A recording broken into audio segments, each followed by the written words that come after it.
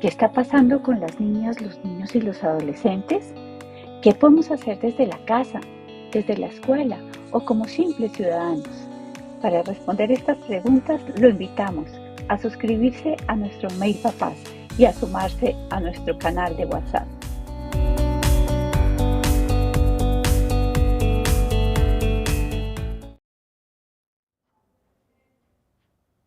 Les damos la bienvenida a este espacio con el que Red Papás cumple con su propósito superior de abogar por la defensa de los derechos de la niñez y la adolescencia en Colombia y América Latina. En esta ocasión hablaremos sobre cómo reconectarnos con la comida, cómo podemos volver a lo natural y lo tradicional. Vamos a reflexionar sobre la importancia de escoger ingredientes frescos, preparaciones tradicionales y retomar prácticas culinarias que nos han acompañado por generaciones. Escoger la alimentación real es una forma poderosa de cuidar la salud de nuestras familias. Para esto vamos a conversar con Rubén Orjuela. Él es nutricionista, asesor de las organizaciones de la sociedad civil y exdirector de nutrición del ICBF. Yo soy Lina Cerón, especialista en proyectos de alimentación en Red Papás. Rubén, muchísimas gracias por la aceptación de esta invitación. Puedes comenzar con tu conferencia. Muchas gracias, Lina. Muchas gracias a Red Papás nuevamente por invitarme a tener esta oportunidad de compartir con todas las personas que nos están viendo. Hoy vamos a hablar un poco de cómo nos reconectamos con la comida y cómo podemos optar por una alimentación real, porque hemos hablado de la nocividad y de todos los problemas de salud que nos trae el consumo de productos ultraprocesados, pero también está la pregunta, bueno, ¿y entonces qué hacemos? Entonces, lo primero que pienso, Lina, que es muy importante para la audiencia es acordarnos un poco cuáles son los alimentos reales, a qué nos referimos cuando nos referimos a alimentos reales. Entonces, en este caso nos estamos refiriendo a todo lo que viene de la naturaleza. El ejemplo, el mejor que tenemos es la leche humana, la lactancia materna, que es el alimento por excelencia con el que hemos coevolucionado, que nos hace mamíferos y que pues, definitivamente es lo mejor para los niños y las niñas de forma exclusiva hasta los 6 meses y complementado con otros alimentos hasta los 2 años o más. Tenemos todos los alimentos que vienen de origen vegetal, también los que tienen de origen animal. Aquí tenemos unos ejemplos como estos bananos o este maíz que está, digamos, tal cual como se cosecha y también su proceso mínimo, lo que llamamos los alimentos mínimamente procesados, es decir, ese maíz que se ha secado y que se ha puesto en un molino y que con el producto de esa molienda es esta harina de maíz. Ese es un alimento mínimamente procesado y también es un alimento real. O si no, uno que nos gusta mucho a los colombianos, que es el arroz, que no es tal cual como se cosecha, simplemente ha tenido un descascarado y que se pone a disposición para que todos y todas comamos. ¿Qué características tienen rápidamente esos alimentos reales? Y es que tienen lo que nosotros llamamos la matriz alimentaria, que no es más que esa arquitectura y ese diseño que ha hecho la naturaleza por millones de años, que le permite tener a un alimento fibra, proteínas, vitaminas, minerales, energía y otros elementos que no necesariamente aportan a la nutrición, es decir, no son vitaminas, nada de eso, sino que tiene otras sustancias que pueden ayudar a diferentes aspectos de la vida. Un ejemplo claro es el limón, el ajo, que se le dan muchos usos distintos a lo meramente nutricional o culinario. Entonces, esos alimentos reales tienen todo esto y ese diseño es perfecto porque están las cantidades que la naturaleza ha diseñado y que nosotros podemos utilizar de forma adecuada. Entonces, si esos son los alimentos reales y naturales, entonces, ¿cuál es la comida chatarra? Pues ya sabemos que son los productos ultraprocesados en donde están todas las bebidas azucaradas, jugos industrializados, gaseosas, bebidas energizantes, aguas saborizadas, donde están todos los snacks o los productos de paquete para merienda, el pan empacado, industrializado y también, digamos, un ejemplo claro son la gran mayoría de embutidos que no son solamente la carne allí molida, sino que también les han puesto una cantidad de aditivos para conservarlos una gran cantidad de tiempo sin que se dañe. Entonces, revisado esto, pues, y sabiendo cuáles son los alimentos reales y cuál es la comida chatarra, pues entonces la pregunta es, ¿cuál es la alimentación real? Pues son todos esos alimentos reales puestos ya en preparaciones, desde unos muy sencillos como el que tenemos ahí en pantalla, que es una ensaladita, ¿cierto? Con frutas que pues están recién cosechadas, frescas y demás, que están simplemente picadas y puestas ahí a disposición para comer, pasando por preparaciones sencillas que no requieren de muchísima, digamos, experticia en tema culinario, como este ejemplo que tenemos allí, que es un arrocito con unas lentejas, que no necesita tampoco mayor preparación, como el arroz o las lentejas que se pueden hacer prácticamente en cualquier olla con agua, hasta alimentos y preparaciones que ya requieren de una gran cantidad de tiempo para su elaboración y además de conocimientos. Un ejemplo aquí muy colombiano son los tamales. Para hacer unos tamales, los que saben hacerlos, saben que uno se demora muchísimas horas, empezando por la preparación, la organización de los ingredientes, las hojas y la cocinada que dura, no sé cuántas horas serán, si serán 6 o 7, bueno, y así tenemos muchas preparaciones. Entonces, con esto, ¿qué queremos decir, Lina? Es que la alimentación real no necesariamente tiene que ser pues una que tome demasiado tiempo, como es el caso de estos tamales para prepararlos y demás, sino que puede ser también una alimentación con preparaciones mucho más sencillas y que, pues claro, toman tiempo, pero pues no es una cantidad excesiva que pueda ser completamente incompatible con el resto de actividades que hay que hacer en la vida. Entonces, ¿por qué hablamos de reconectarnos, Lina? Y aquí es bueno hacer un poco de memoria y que la audiencia pues pueda tener algunos elementos adicionales para reflexionar y decir, bueno, sí, no, no me parece, y podemos tener unos elementos mejores para debatir. Hace 100 años, cuando estábamos la humanidad en la Segunda Guerra Mundial, hubo la necesidad de crear una forma, un método de llevarle alimentos a los soldados. Claro, en medio de una guerra es muy complicado llevar alimentos frescos. De hecho, hoy día lo estamos viendo en la situación que pasa en el mundo, todo lo que pasa alrededor de los alimentos. Entonces es allí que en el marco de esas guerras, eh, la humanidad a través de la industria genera unos mecanismos para poder llevar alimentos esencialmente enlatados a los soldados.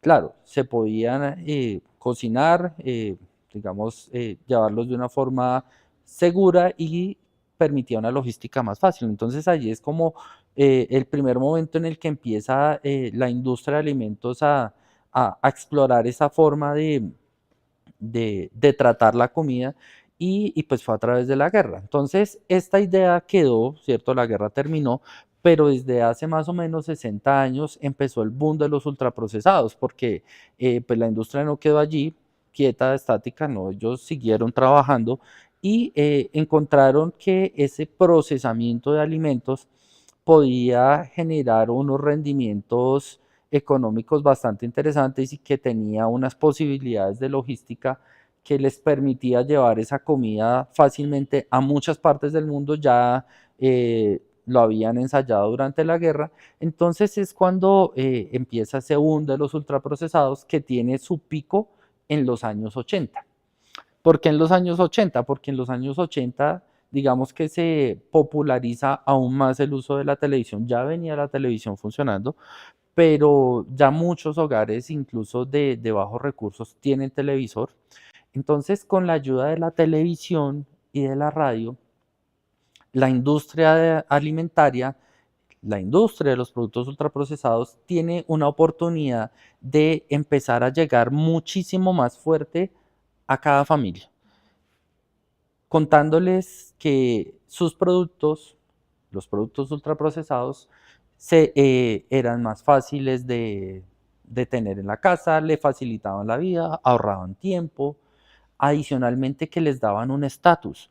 Entonces, por ejemplo, las personas que ya tenemos cierta edad, era muy común creer que cuando en la casa se podía consumir gaseosa y éramos pequeños, era porque habían pagado o porque estábamos celebrando, y también hicieron, y hasta nuestros días, hacer creer que el consumo de los productos ultraprocesados está relacionado con la felicidad, con el cumplimiento de objetivos, con las celebraciones. Entonces, incluso hoy día nos pasa Lina, y aquí que nos ven tantos papás y mamás, que para una celebración, un cumpleaños, eh, se le da a los niños una cantidad de productos ultraprocesados en la fiesta, digamos, de cumpleaños. Entonces ahora incluso he visto que ya no hay torta, sino como que una cantidad de dulces, una mesa llena de dulces ultraprocesados o de snacks y gaseosa. Entonces, o si no lo hacen en las mismas instituciones educativas, no, hoy vamos a celebrar los cumpleaños de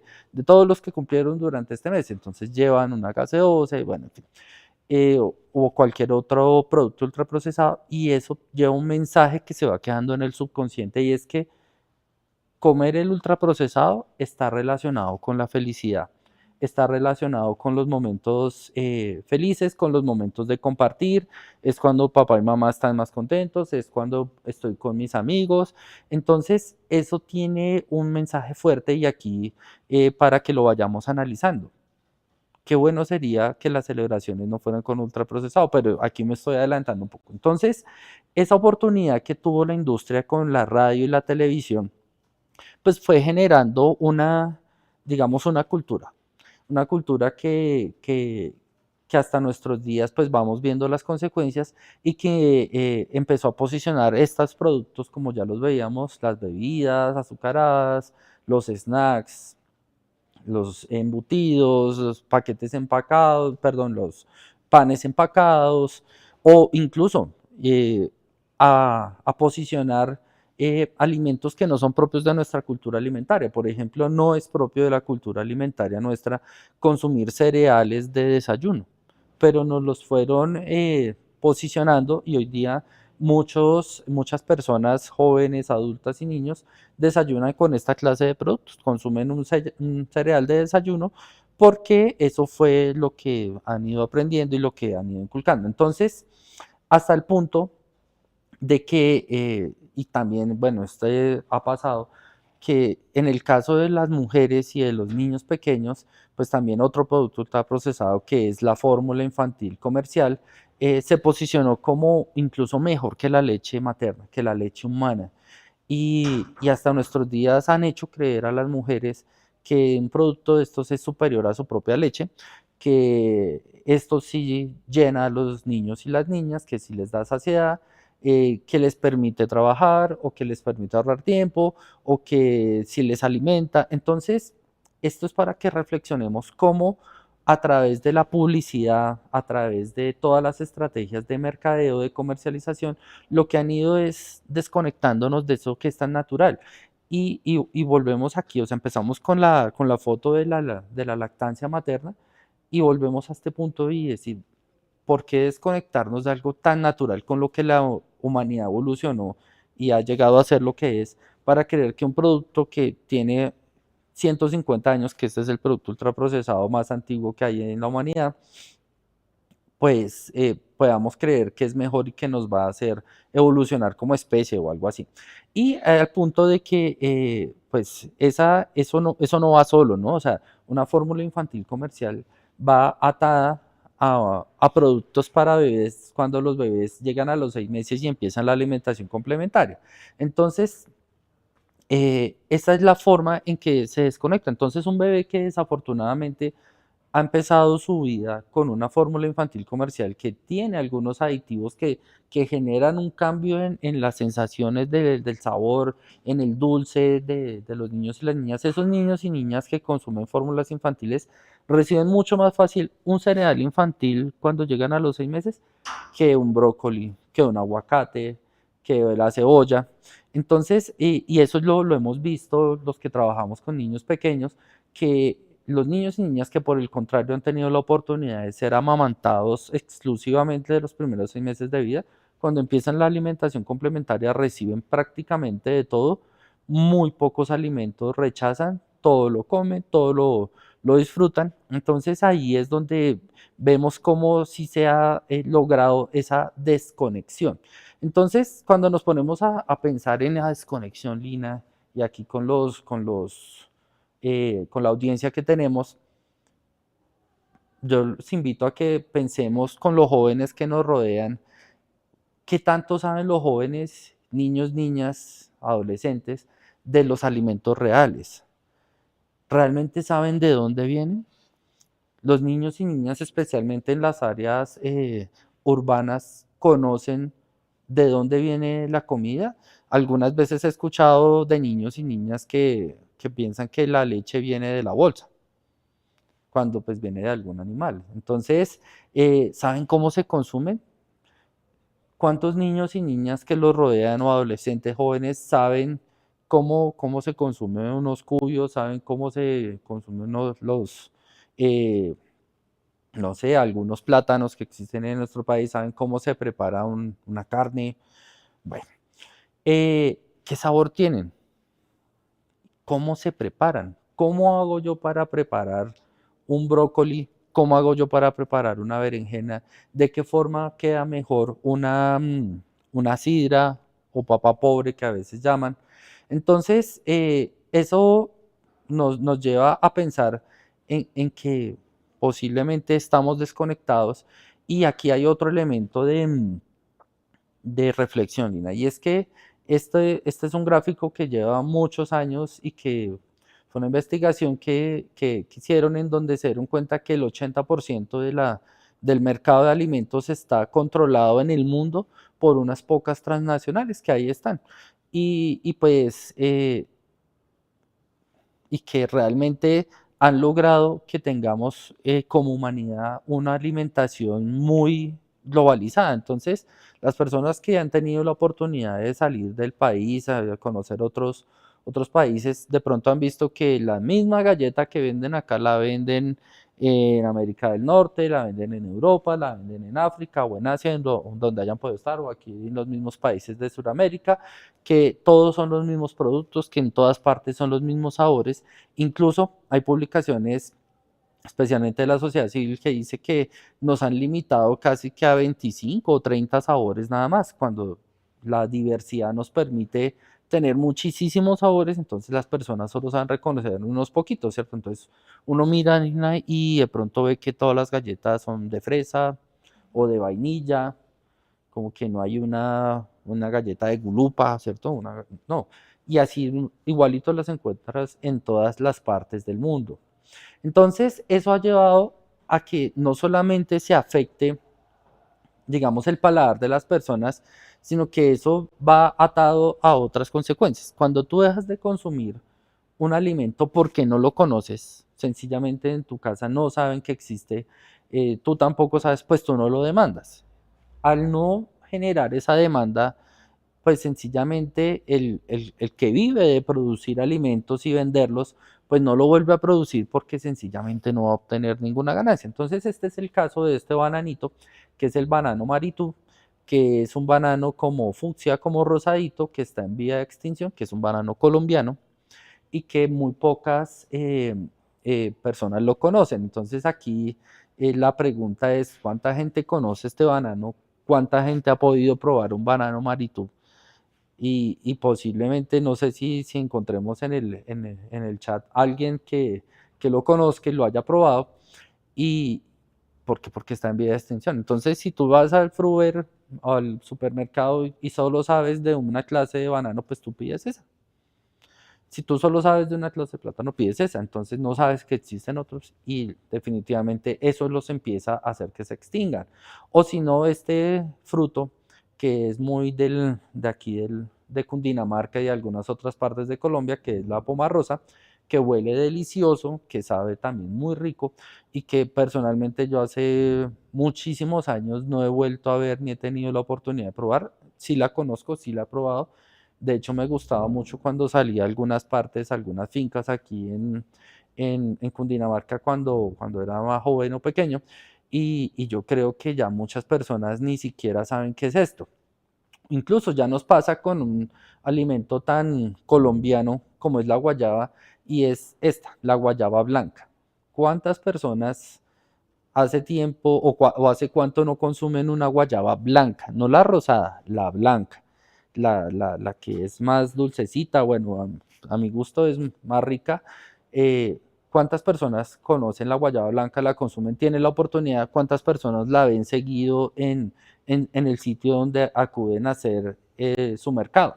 Entonces, ahí nos vamos dando cuenta que estos productos que son muy colombianos, muy seguramente muchas de las personas que nos ven y nos escuchan ni siquiera los conocen o de pronto ni siquiera los han visto si son muy jóvenes.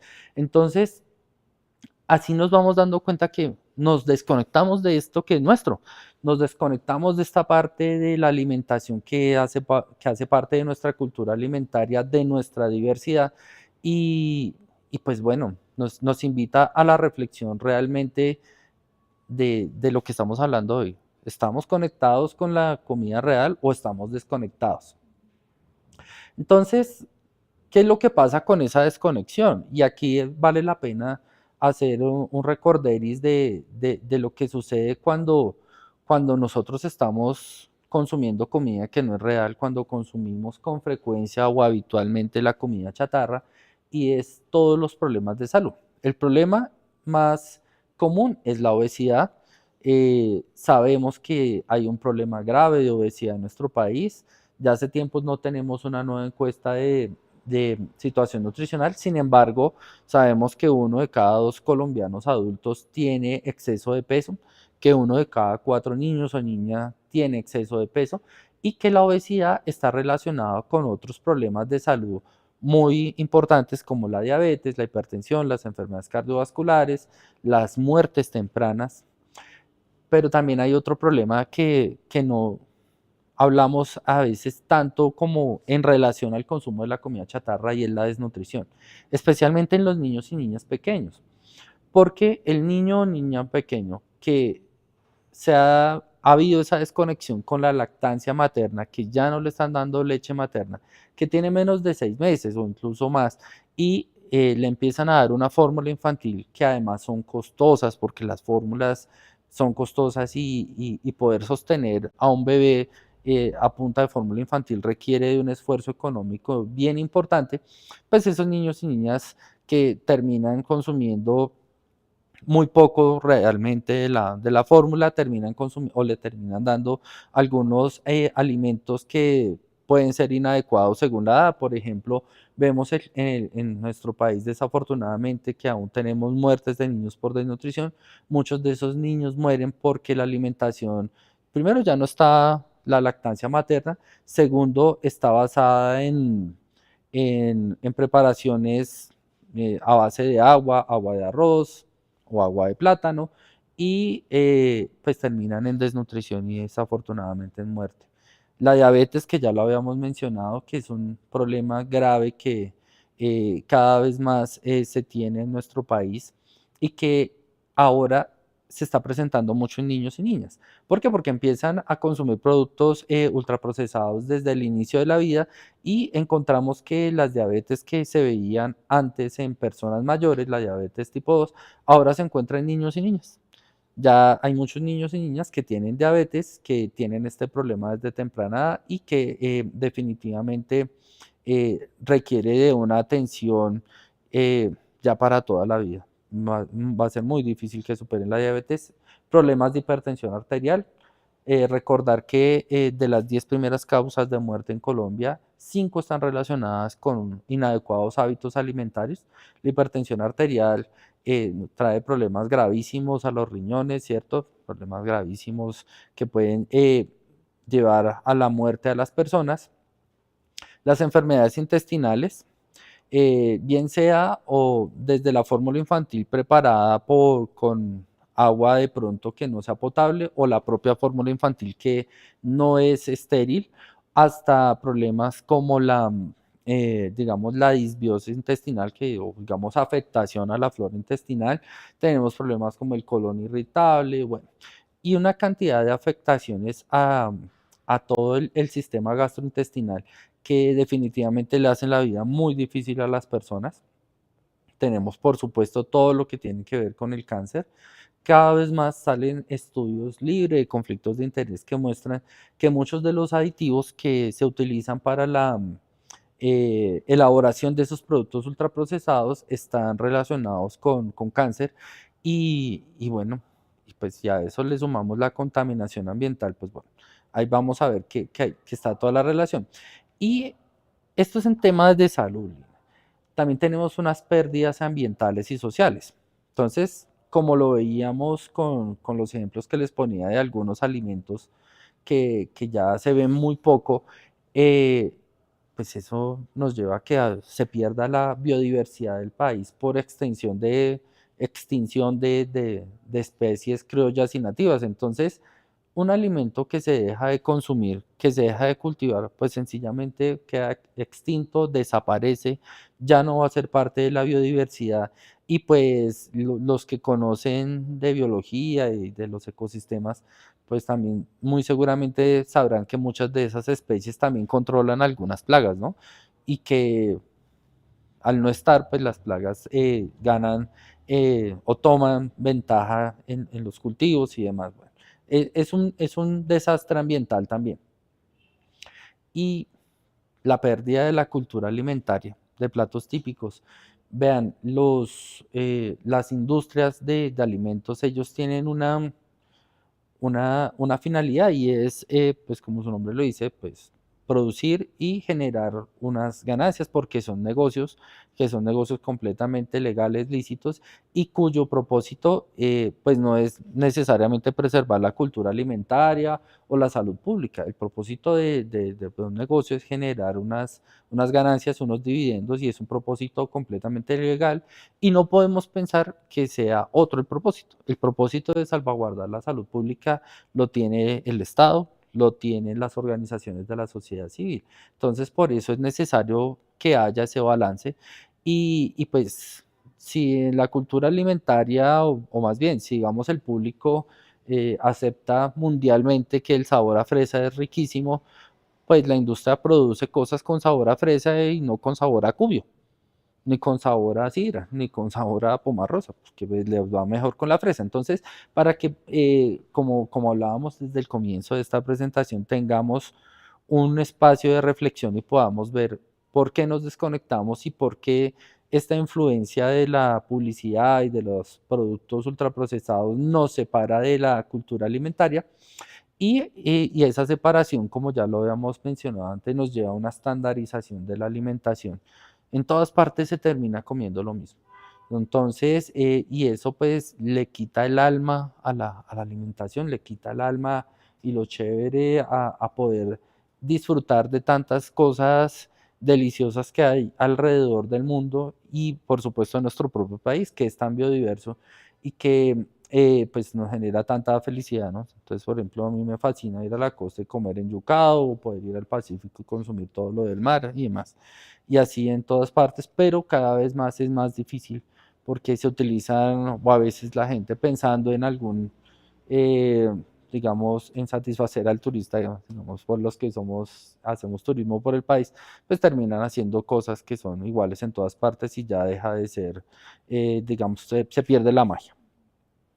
Y cuando se pierde la biodiversidad y se pierde todo esto, pues también se pierden los trabajos en el campo, porque mucha de esa alimentación estandarizada la producen en cualquier parte del mundo. Como es estandarizada, pues está en todas partes. Entonces, no necesariamente esto genera trabajo en nuestro país. Cuando, por ejemplo, la harina de soya. La harina de soya no se produce en Colombia y hay una cantidad de productos que cuando se revisan las etiquetas tiene harina de soya o no sé qué cosa de soya, la soya no se produce acá. Entonces, y así el maíz muchas veces lo traen más bien importado porque resulta más barato y bueno, esas son otras discusiones. Son empleos que se dejan de tener en Colombia, son trabajos que se pierden y eso también trae pobreza y trae desigualdad y trae pues problemas nutricionales para no irnos a una parte económica, porque sencillamente si las personas no tienen un trabajo digno o no tienen trabajo sencillamente, pues cubrir sus gastos de alimentación se hace muy complicado y los de sus hijos. Entonces, pero bueno, no todo pueden ser quejas. O sea, nos toca buscar soluciones, nos toca buscar cómo subsanar y también cómo vivir en el mundo como está actualmente. Y una forma y que tenemos los colombianos la fortuna es podernos reconectar con alimentos naturales, con alimentos reales que son mínimamente procesados o sin procesar. Aquí pongo el ejemplo de unas guamas. Todavía se ven por ahí algunas veces en el año que venden guamas, pero muchos niños y niñas no las conocen. Chévere comprar unas guamas y contarle a los niños cómo se comen, si son pequeños, enseñarles la precaución con la semilla que es grande, pero que sientan esa textura como de terciopelo de la guama, ese sabor, y así con muchos otros alimentos, eso es posible todavía, y eso también facilita que las personas que tienen y que son agricultores y tienen estos arbolitos todavía en sus fincas, pues que los conserven y que sepan que cuando producen, pues lo pueden vender, y eso también genera, digamos, unas dinámicas distintas. Hay que reconectarnos con los sabores de los alimentos del territorio. Ahí en la foto lo que hay es unos jutes o utes de papa. Y eso los producen, y perdón, los elaboran en Boyacá. Y esa es una papa que se fermenta. Este sí es un alimento que requiere bastante tiempo para consumir, en una preparación verdaderamente muy elaborada, que requiere al menos 3 o 4 meses, una cosa así. Bueno, si alguien los conoce mejor, que nos cuente ahí por el chat cómo cómo se preparan, pero hasta donde ellos se requiere de una fermentación en la tierra durante al menos 3 o 4 meses para poder hacer la preparación, que queda de esa forma como se ve. Los jutes son propios especialmente del departamento de Boyacá, en donde se produce pues muchísima papa, y una de las formas de aprovechar la papa cuando también queda como muy aguada, o bueno, la tierra está como con demasiada agua, hasta donde entiendo, y aquí nos pueden corregir, es hacer los jutes, pero bueno, entonces sí, bueno, ¿y cuántos han comido jutes? ¿Quién los conoce y quién los ha probado, a ver qué tal les sabe? O, bueno, algunas preparaciones han sobrevivido porque han tenido mucho marketing social. Entonces aquí tenemos el ejemplo del ajiaco, que es una preparación muy propia aquí de los que somos de, de Bogotá, y que pues gracias a que es muy bien aceptada, pues es una de las preparaciones que ha sido muy protegida, digamos, por la gente. ¿Y cómo se protege? Pues haciéndola. Si usted sabe hacer ajiaco y le enseña a sus hijos y a los hijos de sus hijos, pues ahí está el ajiaco. Entonces, pero si el jute no hay quien lo prepare, no hay quien se lo coma, pues también tiende a desaparecer. Entonces, recordemos que en Colombia tenemos muchísimos platos. En Colombia tenemos 13 territorialidades alimentarias distintas, en donde hay platos completamente distintos, son 13. ¿Por qué? Por la biodiversidad que tenemos, y pues tenemos la oportunidad de saborear distintas clases de platillos, y pues bueno, lo interesante es poder reconectarnos con esa cultura, y chévere tener la oportunidad de conocerlas todas. Entonces, la invitación con esto, Lina, y acá a nuestra audiencia, es a dar el paso y hacer la reconexión. No todo es malo, hay muchas cosas que son muy positivas ahora con las redes sociales. También recientemente he visto que hay personas que afortunadamente, aprovechando estos canales de comunicación de la gente, de las redes sociales, por ejemplo, muestra cómo se hacen algunas preparaciones criollas, nativas, en fin. Entonces eso ayuda, pero chévere que lo podamos implementar más seguido en nuestras casas, por supuesto en las instituciones educativas. Entonces, bueno, con esto termino ya para las preguntas.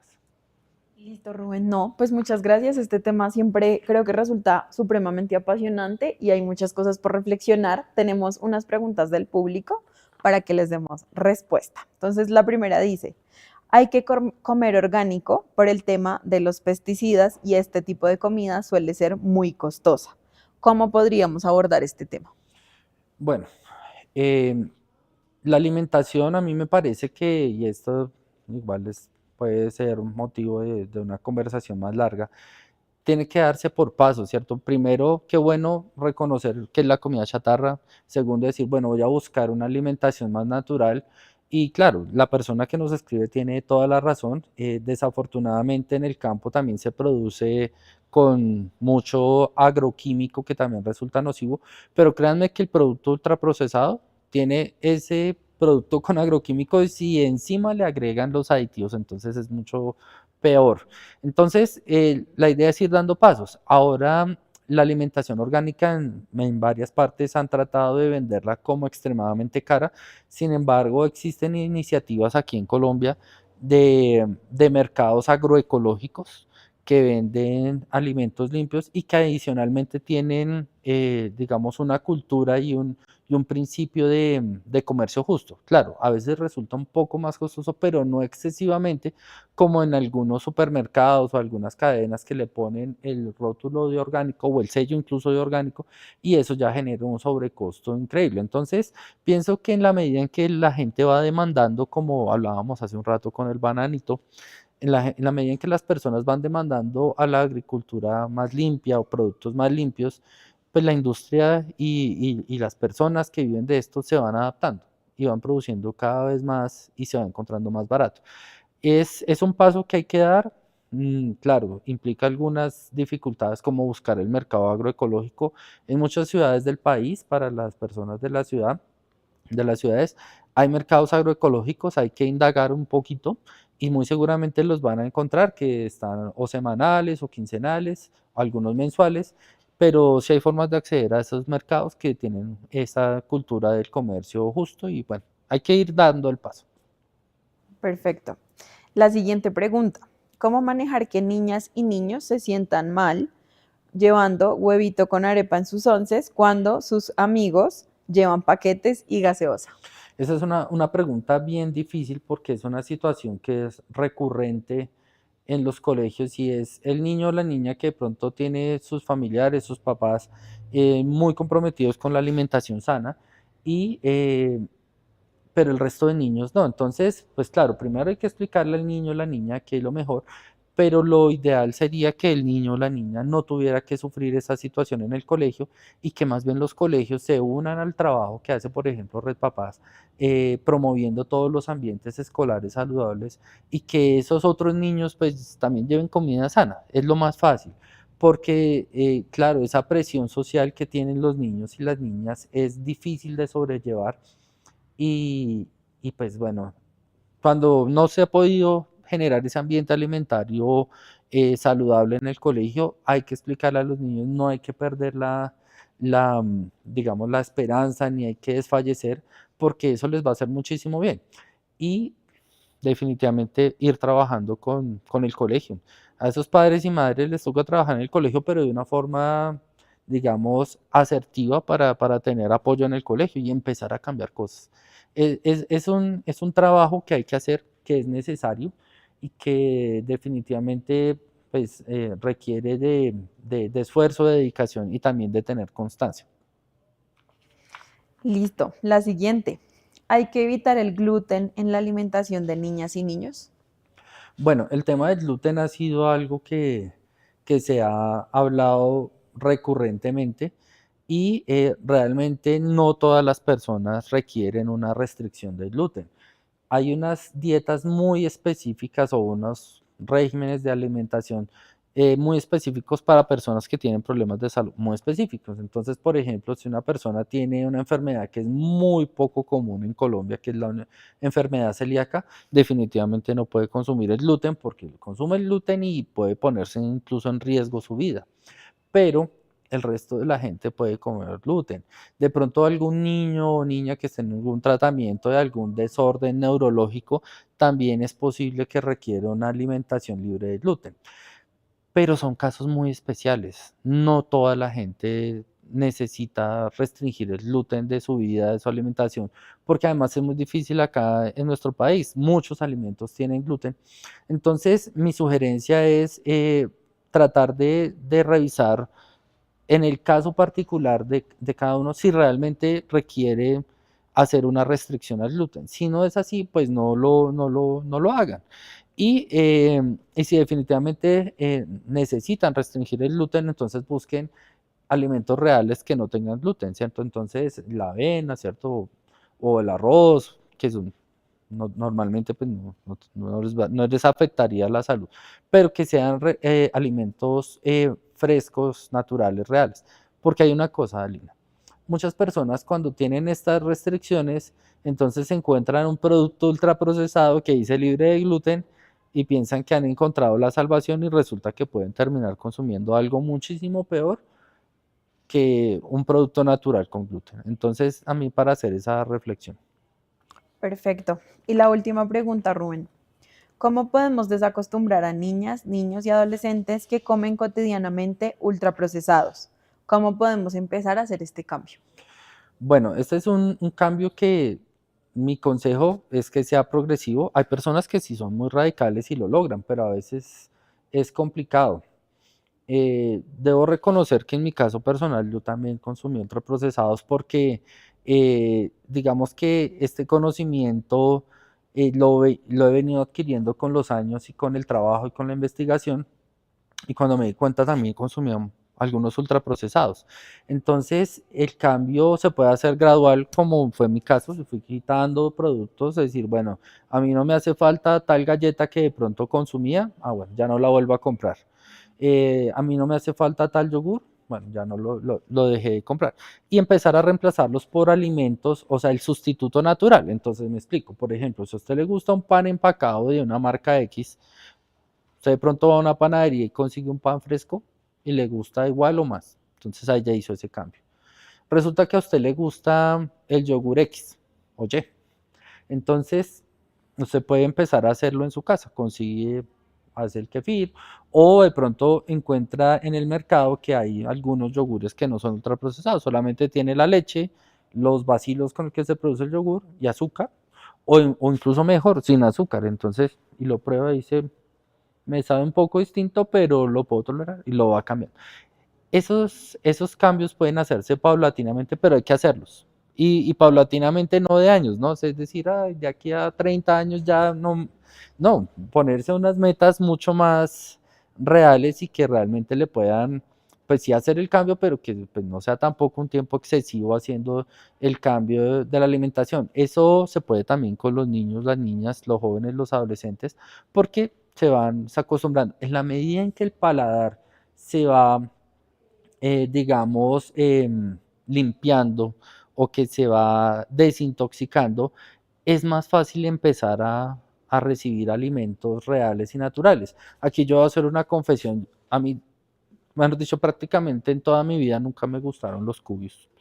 Pero cuando hice la limpieza, la desintoxicación, alguna vez me volvieron a ofrecer y bueno, no los podía rechazar y los comí y me gustaron.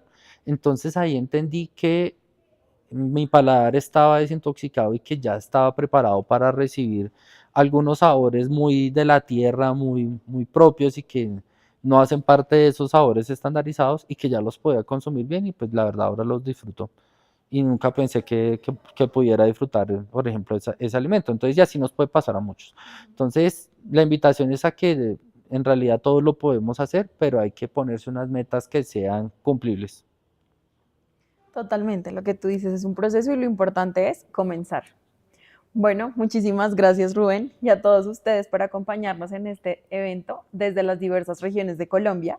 Los queremos invitar en este momento a diligenciar la evaluación de este espacio haciendo clic en el enlace que van a encontrar tanto en la descripción del video o en el chat o escaneando el código QR que en este momento está apareciendo en pantalla. Esta conferencia ha sido grabada en nuestra página web y en nuestra aplicación Aprendiendo a ser papás. Asimismo, va a quedar disponible en nuestro canal de YouTube, Red Papás. Antes de despedirnos, hoy queremos invitarlos a suscribirse al Mail Papás, nuestro boletín gratuito, mensual, dirigido a madres, padres, cuidadores, educadores y a todos los aliados. En este lugar van a encontrar recursos, campañas, eventos, noticias, todo en clave de la protección de los derechos de niñas, niños y adolescentes. Pueden también suscribirse en el QR que está apareciendo en pantalla o en el link. Gracias a todos ustedes, gracias a nuestros invitados y a ustedes por estar conectados para cuidarnos y por seguir trabajando juntos para cerrar brechas. ¿Qué está pasando con las niñas, los niños y los adolescentes? ¿Qué podemos hacer desde la casa, desde la escuela o como simples ciudadanos? Para responder estas preguntas, lo invitamos a suscribirse a nuestro Mail Papás y a sumarse a nuestro canal de WhatsApp.